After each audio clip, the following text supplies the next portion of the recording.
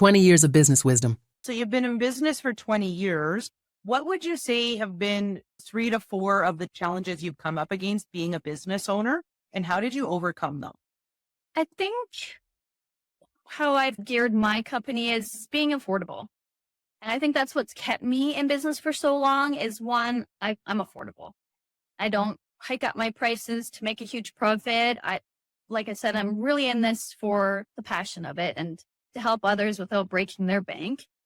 And I do certain specials throughout the month to help my clients to even afford more different types of services for themselves or their family members, which I found that has been really beneficial for my industry. Yeah, that's awesome. Examples would be just knowing where to spend your money on marketing is a big one. I find word of mouth is the biggest, making your clients number one priority that they tell their friends and family without me having to break the bank by spending a bunch of money on marketing has been a big one. Yeah. And so it's funny because as you speak of marketing, what comes to my mind is when you first got started, I'm sure, I don't even think we had Facebook back then, right? So I'm not sure yet. It's on radio. What did we have? We had radio. I was on radio. Yeah, I even had my own voice on radio. And actually, that was very beneficial.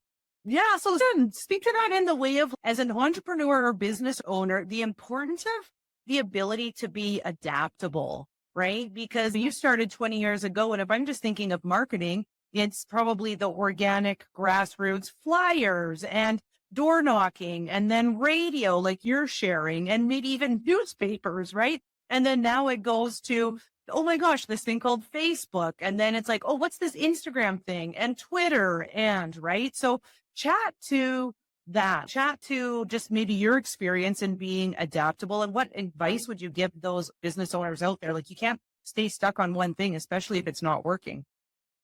A really great question, Kelly. To be honest with you, what I think has been the most effective is networking. Networking, going to charity events, going to events, giving services to charity events, hosting charity events, hosting women's events, really surrounding yourself with like-minded clientele or friends or colleagues or what have you. I used to do a bunch of those trade shows, just really getting your name out there, like stomping the grounds, handing out used to be business cards.